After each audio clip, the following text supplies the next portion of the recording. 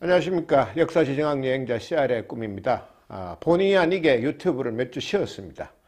제 건강상 목소리가 잘 나오지 않아서이기도 했습니다만 사실은 말문이 막혀서 말한다는 것이 너무 무력하고 무색해서 도대체 이게 무슨 일인가 하는 충격 때문에 또 그렇게 속절없이 세상을 떠나버린 젊은이들에게 지켜주지 못해서 너무 미안하다는 마음이 들어서 강의를 쉬었습니다.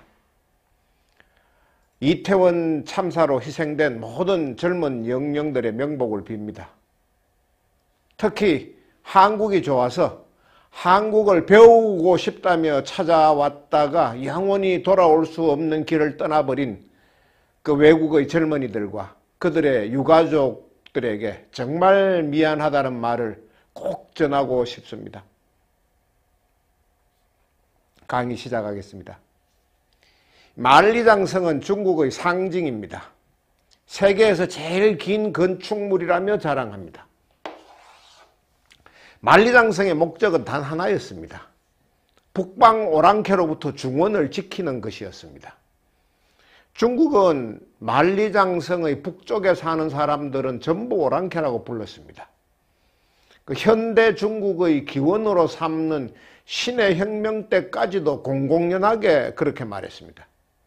중국의 국부라고 불리는 손문도 그랬고 당대 최고의 지식인이었던 량치차오, 양계초도 멸만흥한, 그러니까 만주족을 멸하고 한족의 나라를 세우자 그렇게 외쳤습니다. 하여간 중국은 자신들의 족속, 스스로 화하족이라고 부르는 사람들 외에는 모든 주변 민족, 모든 소수 민족을 사람 취급하지 않았습니다. 중국 역사상 가장 출세한 인물이 있습니다. 치우라는 인물입니다. 사마천의 사기에 중국 시조인 황제에게 반란을 일으켰다가 잡혀 죽은 인물로 되어 있습니다. 아주 흉측한 모습을 가졌던 반란수괴라며 2000년 동안 온갖 모욕을 당했는데 최근 갑자기 중국의 시조로 신분이 격상됐습니다. 또 중국 역사에서는 수천 년 동안 신적인 존재로 여겨지다 갑자기 완전히 인간이 된 인물이 있습니다. 고대 중국의 태평성대를 이루었다는 인물, 삼황오제 가운데 한 사람이었던 요임금입니다. 사기를 썼던 사마천도 요임금이 전설일 가능성에 더 무게를 두었습니다. 후대의 역사가들은 아예 신화로 치부했었습니다. 그러했던 요임금이 최근 신의 탈을 벗고 완전한 실존 인물로 역사의 전면에 등장했습니다. 최근 중국의 역사가 요동치고 있습니다. 갑자기 시황제로 등극한 시진핑으로 인해서 중국의 오늘의 역사, 현재사도 요동치고 있지만 수천 년에 걸친 실제 중국의 역사도 경천동지할 만큼 뒤바뀌고 있습니다. 중국 사람들은 자신들의 역사가 황하유역에서 시작됐다고 주장해 왔습니다. 황하중류, 지금의 하남성 정주점에서 시작돼 동심원 형태로 퍼져나갔다고 했습니다. 그 지역에 처음 사람들이 모여 살기 시작한 것은 기원전 5000년쯤이고 기원전 3000년쯤부터는 작은 도시국가도 만들었다고 했습니다. 그리고 이제 기원전 2100년경에 비로소 왕조의 이름을 하라고 정한 중국 역사상 첫 번째 나라가 만들어졌다고 했습니다. 하왕조에 이어서 청동기와 갑골문자를 썼던 은왕조가 세워졌다고 했습니다. 하여간 그 시대와 그 지역, 그 문화를 총칭해서 황하문명이라고 불렀습니다. 그리고 중국 사람들은 황하문명에 대한 자부심도 대단했습니다. 스스로 자신들의 문명을 세계 4대 문명이라고 불렀습니다. 나일강의 이집트, 티그리스 유프라테스 강 사이의 메소포타미아, 인더스 강변의 인디아, 그리고 황하유역의 중국, 이렇게 네 곳에서 인류의 문명이 시작됐다고 자가 발전했습니다. 중국 사람들 자신들이. 그 앞서 말씀드렸던 양계초가 맨 처음 그렇게 주장하기 시작했습니다. 그 후에 그 중에서도 이제 한자 문화권에서는 세계 4대 문명을 무슨 경전처럼 외우기 시작했고 아무런 의심도 가지지 않았습니다. 중국이 황하 문명을 세계 4대 문명이라고 부르기 전까지 세계 역사학계에서는 4대 문명이라는 개념이 없었습니다. 여러 곳에 산재한 그 문명의 발생 지역을 그냥 문명의 요람이라고 불렀습니다. 그리고 그 문명의 요람에는 잉카 제국과 마야, 아즈텍 등 그 안데스와 메소아메리카 문명도 포함되어 있었습니다. 그런데 양계초는 쉽게 말해서 안데스, 잉카 그 딴 것은 난 모르겠고 인류의 문명은 황하 등 4대 문명 지역에서 시작됐고 특히 동양 문화의 모든 것은 황하에서 발원됐다 이렇게 간단하게 정의해버린 겁니다. 그 자신들이 동양 문화의 시원이라고 여기는 중국인들의 자부심은 자기들을 부르는 이름에서도 확실하게 드러납니다. 중국인들은 자신들을 화하라고 부릅니다. 화하. 인간 세상의 한복판에서 가장 빛나는 존재, 가운데 중자, 빛날 화자를 써서 만든 중화의 이 화자와 자신들이 만든 최초의 왕조라고 믿는 하나라의 하자를 합성해서 만든 겁니다. 또 중국 사람들은 자신들을 염황의 자손이라고도 합니다. 염황. 황하 문명의 씨앗을 뿌려준 3명의 천신, 하늘에서 온 사람, 복희, 여와, 신농과 그 후에 이제 5명의 임금을 총칭해서 삼황오제라고 합니다. 근데 그 삼황오제 가운데에서도 농사 기술을 가르쳐준 염제, 신농, 염황할 때 염자입니다. 또 그 오제 가운데서는 옷과 글자, 수레와 거울, 또 60갑자, 팔괘 등 온갖 문물을 만들어서 자기들을 계도시켜준 그 황제를 직계 조상으로 손꼽습니다. 황제의 이름이 헌원인데 그 사람은 중국 사람을 위해서 의술도 베풀었다고 되어 있습니다. 그 황제 헌원이 신하들과 함께 집대성한 의술책이 그 유명한 황제내경입니다. 또 중국 문자인 한자도 황제의 사관인 창힐이라는 사람이 만들었다고 되어 있습니다. 뭐 믿거나 말거나이지만 중국 사람들은 그렇게 믿고 있습니다. 하여간 그렇게 믿어왔고 그렇게 우겨왔고 그렇게 자부심을 가져왔던 중국이 언제부터인가 역사를 슬금슬금 고치기 시작했습니다. 1973년에 장강, 그 양쯔강 하류, 하모도란 곳에서 황하 문명보다 최소한 500년은 앞선 시기에 문명을 이뤘다는 것이 확인된 직후부터 고치기 시작했습니다. 그 하모도 문화는 보통의 문화가 아니었습니다. 그 시절에 무려 벼농사, 쌀농사를 지었다는 게 확인됐습니다. 중국은 부랴부랴 그 하모도 문화가 포함된 벼농사, 장강 일대의 벼농사 문화를 장강 문명이라고 이름 붙였습니다. 그리고 논리도 재빨리 바꿨습니다. 장강도 중국의 일부다. 장강 문명과 황하 문명이 힘을 합쳐서 중국을 발전시켜 왔다. 이렇게 말을 했습니다. 사실은 그 하모도 지역도 춘추 전국시대까지는 화하족들에게 오랑캐들의 땅이라고 불렸던 곳입니다. 옷도 제대로 입지 않고 몸에는 문신을 새기고 사는 남쪽 오랑캐, 남만의 땅이라고 했습니다.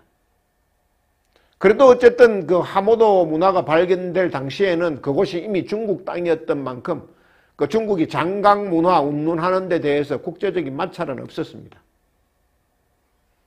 근데 정말 중국이 호떡집에 불난 것처럼 바쁘게 호들갑스럽게 역사를 고쳐야 할 일이 생겼습니다. 1980년대 초에 만리장성 북쪽 요서지방 일대에서 정말 엄청난 어마어마한 신석기 시대 유적과 유물이 무더기로 발굴되기 시작했기 때문입니다. 이쪽을 파면은 옥 귀걸이가 나오고 저쪽을 파면은 돌로 쌓은 무덤, 적석총이 나오고 또 다른 곳을 파면은 여신상과 고분군이 나오는 그런 시기였습니다. 하여간 1980년대 초 그 일대는 땅만 파면 유물이 나왔습니다.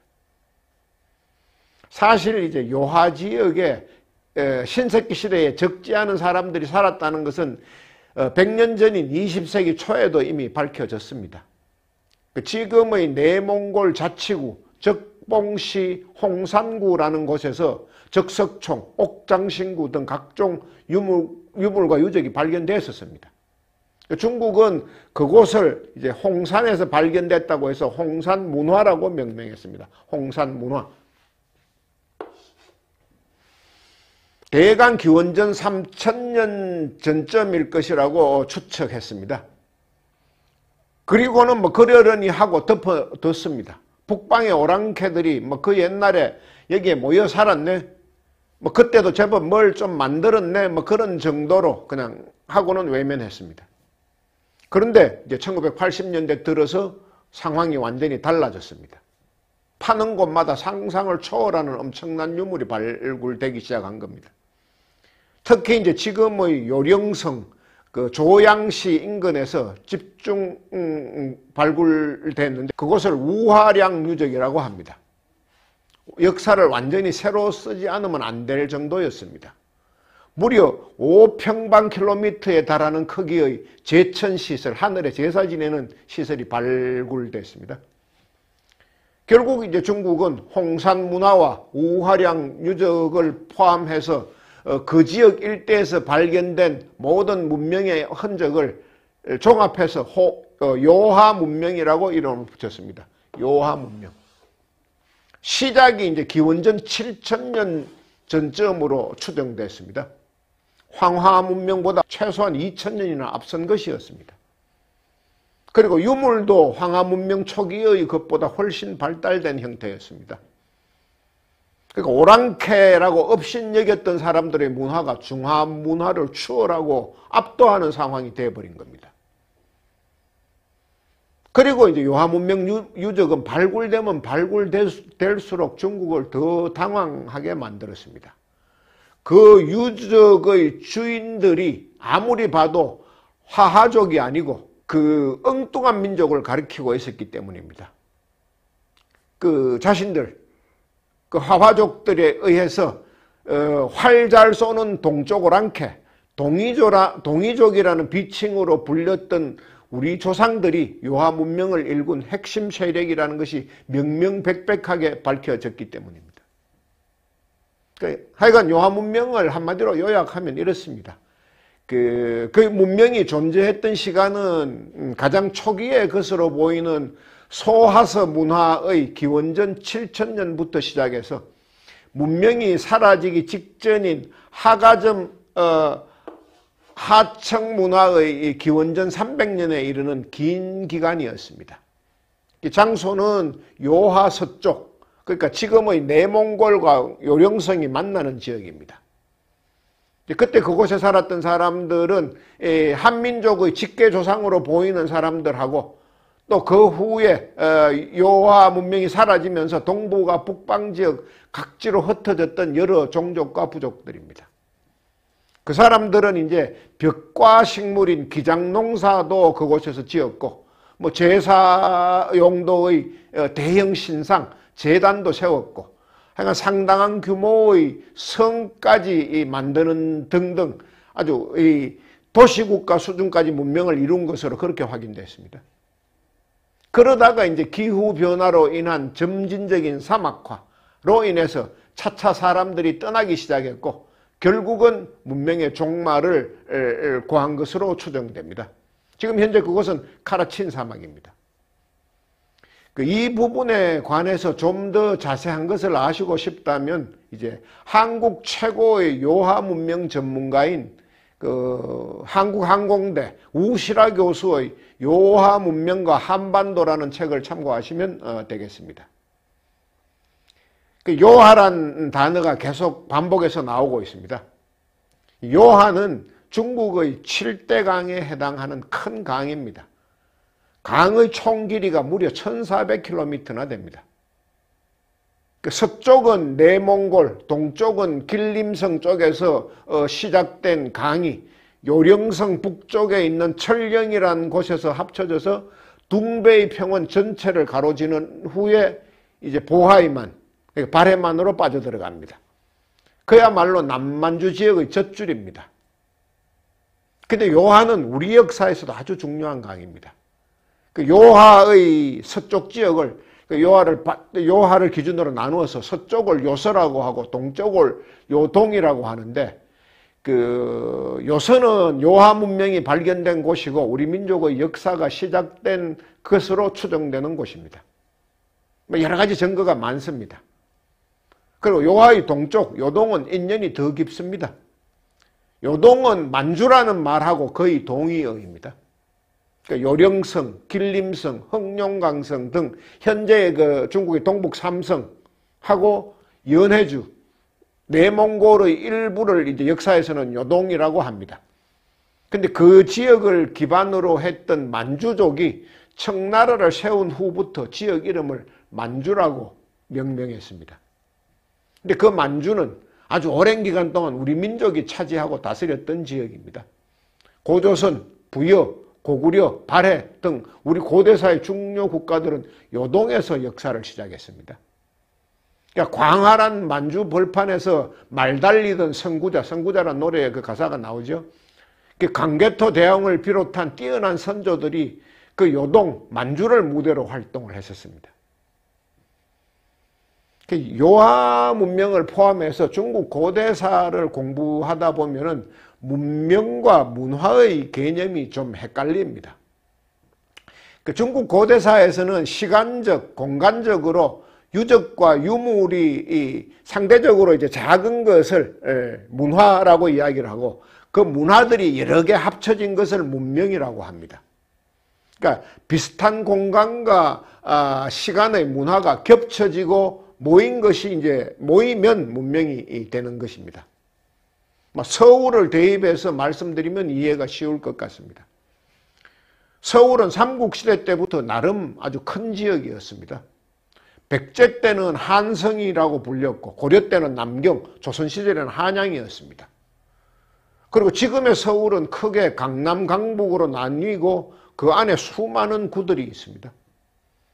결국 이제 시간적으로 한성 문화, 남경 문화, 한양 문화 등이 모여서 서울 문명이 되고 뭐 동작구 문화, 뭐 관악구 문화, 강남구 문화 등등이 합쳐져서 서울 문명이 되는 것입니다.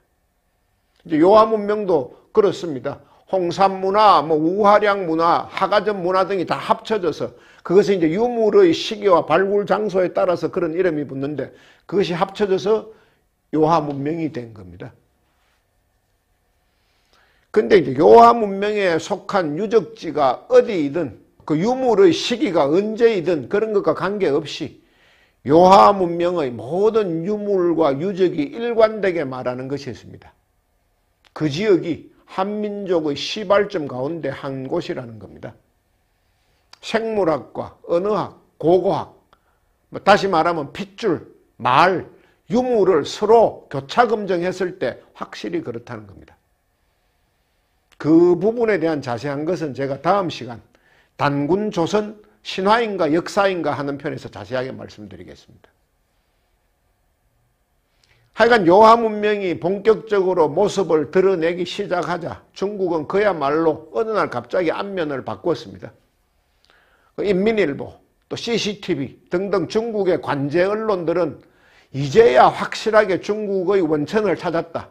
중화의 조상신을 찾아냈다 하면서 호들갑을 떨었습니다. 그러니까 요하 문명을 자신들의 문명으로 둔갑시키는 파렴치한 억지를 부리기 시작한 겁니다. 소위 말하는 중국의 이제 본격적인 역사 공정은 그때부터 시작됐습니다.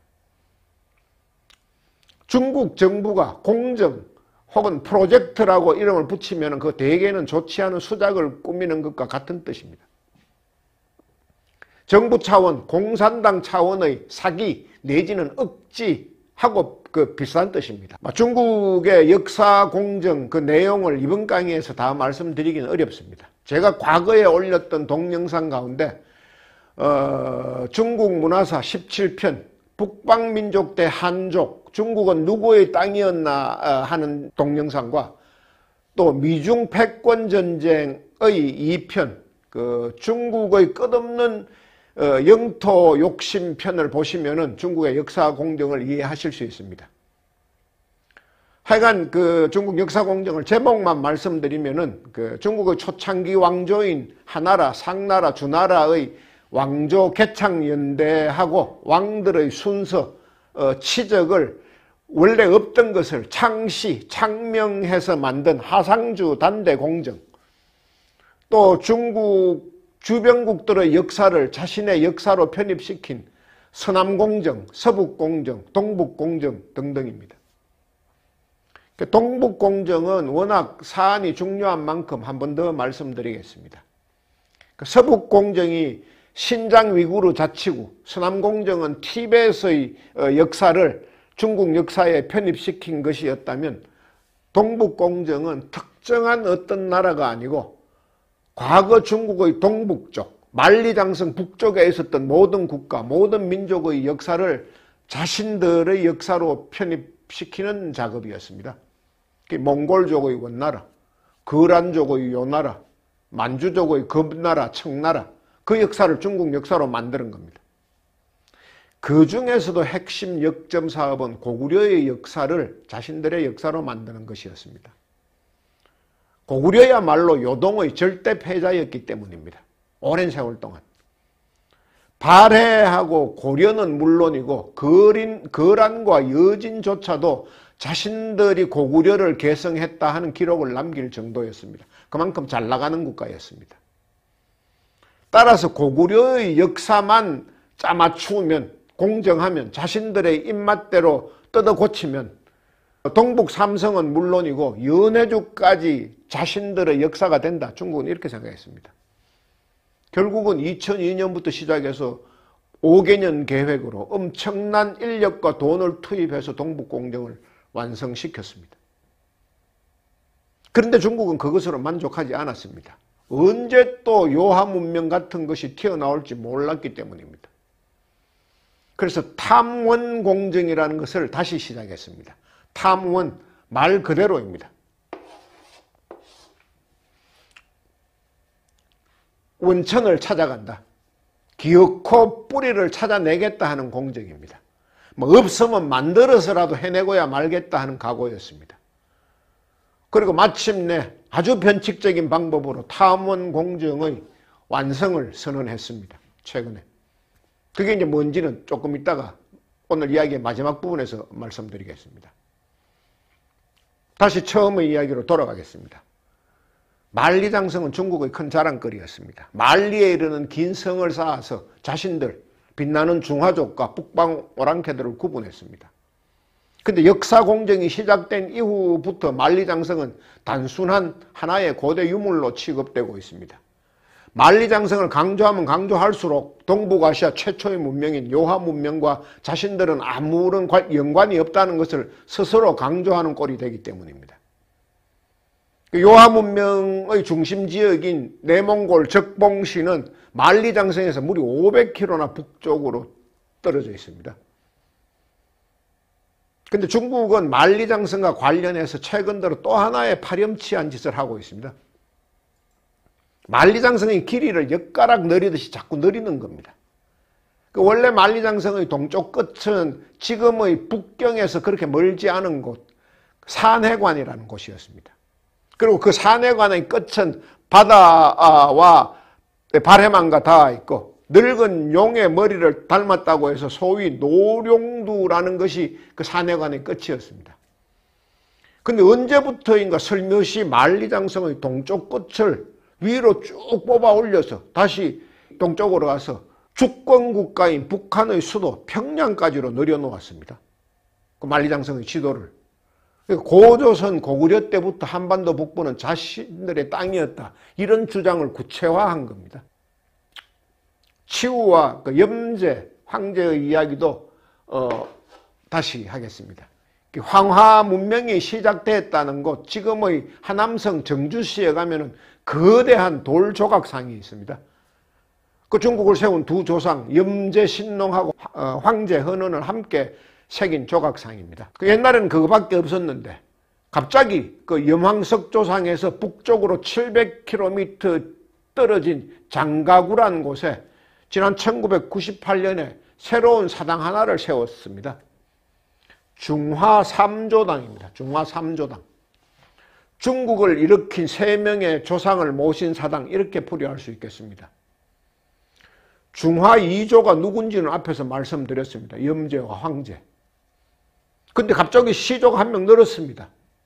염제, 황제의 옆에 떡하니 새로운 인물이 자리를 털고 앉았는데 앞서 말씀드렸던 황제에게 반란을 일으켰던 반란군 숙의 치우입니다. 여러모로 여러 기록상으로 보면 치우는 동이족의 조상이라고 되어 있는데 중국의 기록에 그렇게 많이 남아있는데 갑자기 동이족의 조상을 자신들의 시조로 삼은 것입니다. 치우는 10중 8구 고조선 사람으로 추정됩니다. 치우와 황제가 싸운 그 전쟁을 탕록대전이라고 하고 싸운 곳이 탕록현이라고 기록되어 있는데 그 황하 문명이 세워질 즈음에 북방지역에 도시국가의 형태의 문명과 나라를 세울 만한 세력은 고조선밖에 없었습니다. 중국 사서들은 치우가 너무 이상하게 생겼다. 얼굴이 동두철액이라고 했습니다. 구리동, 머리두, 쇠철, 이마액. 구리로 만든 머리와 쇠로 된 이마를 가진 인물, 이렇게 표현했습니다. 아마 금속 가면을 처음 본 화하족이 놀라서 그렇게 표현했다고 보여집니다. 그 이야기는 동두철액은 그때 이미 고조선에는 청동기 문화가 시작됐다, 이렇게 해석할 수 있겠습니다.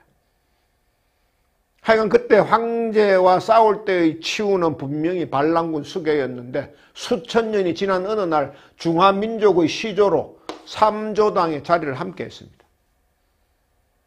동북공정을 통해서 고조선과 고구려 발해를 자신들의 역사라고 조작해놓고 보니까 동자고랑캐 동이족의 조상인 치우도 자신들의 조상으로 넣을 수밖에 없는 그런 자가당착에 빠진 겁니다.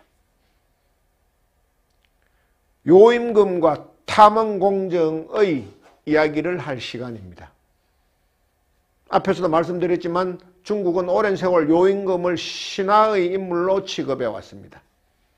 근데 2015년 6월에 갑자기 요임금을 현실의 인물이라고 발표했습니다. 그 삼서성 인분현에서 발견된 도사유적지라는 곳을 정밀 조사해 보니까 그곳이 요임금이 다스렸던 나라의 도읍지 평양이라는 것입니다.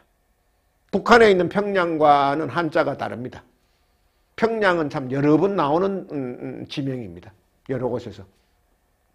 도사유적의 연대는 기원전 2500년경으로 추정되고 그 요임금이 세운 나라는 400년 이상 존속된 것으로 보인다고 했습니다. 도읍지 전체를 지키는 외성에다 왕의 궁궐이 내성을 갖춘 그 이중구조죠. 그 이중구조의 성을 갖춘 엄청난 크기의 도시국가 유적지라고 발표했습니다. 그러면서 이제 그 평양을 최초의 중국이면서 화하민족의 첫 도성이라고 공표했습니다. 하상주 단대 공정을 통해서 앞당겼던 역사보다 다시 500년의 역사를 더 앞당긴 겁니다. 근데 그렇게 해도 역시 요하문명의 시기보다는 늦습니다. 기원전 7000년. 그리고 또 언제 또다시 제2, 제3의 요하문명이 밝혀질지도 모를 노릇이었습니다. 중국 측의 마음 같아서야 요임금의 나라 건국 시기가 요하문명보다 앞섰다고 발표하고 싶겠지만 우기는 것이 주특기가 중국이지만 요즘은 무턱대고 그렇게 할 수가 없습니다. 탄소 동위원소 측정법이라는 것이 개발된 후에는 역사의 연대는 쏘길래야 쏘길 수가 없게 됐습니다. 그 유물이 발견되면 그 유물이 만들어진 연대가 바로 특정이 됩니다. 노벨상까지 받은 재론의 여지가 없는 이론입니다. 그래서 중국 정부하고 사학계는 할 수 없이 탐원 공정까지 마친 후에 최후의 이론을 개발했습니다. 소위 통일적 다민족 국가론이라는 새로운 역사관, 새로운 국가관을 만들어냈습니다. 통일적 다민족 국가론. 현재 중국 국경선 안에 있는 모든 소수민족들의 역사, 문화는 원래부터 중국의 것이었다는 황당한 개념입니다. 이 광개토 대왕릉 비도 현재 자신들의 땅에 있는 만큼 고구려 역사도 자신들의 것이라고 했습니다. 그래서 고구려의 풍속인 김치도 자신들의 것이고 고구려인의 후예인 손흥민도 김연아도 모두 중국의 일부라고 주장하는 겁니다. 어처구니 없는 궤변입니다. 근데 정말 황당하고 화가 나는 것은 중국이 그처럼 터무니없이 왜곡한 역사를 자국민들에게만 가르치는 것이 아니고 세계인을 대상으로 선전하고 있고 그것을 이제 역사 공정의 마지막 과정으로 삼고 있다는 겁니다. 세계 곳곳에 나가 있는 공자학원이라는 기구를 통해서 그것을 전진기지 삼아서 또 세계적으로 유명한 중국계 연예인들을 동원해서 자신들의 궤변과 억지를 진실인 양 세계에 알리고 있습니다. 그것이 소위 이제 자기들이 말하는 중화문명 선전 공정입니다. 중화문명을 해외로 선전한다. 오늘 제가 꼭 말씀드리고 싶은 마지막 이야기는 이게 중국은 이렇게 후한무치한 역사 공정을 계속하고 있는데 우리 역사학계는 아무것도 하지 않고 있다는 겁니다.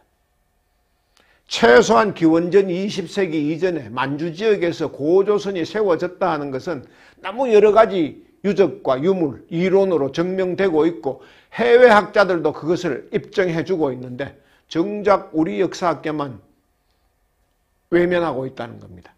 그 시절 그곳에 고조선은 없었고 고조선의 영역은 단 한 번도 한반도를 벗어난 적이 없다고 한사코 우기는 겁니다.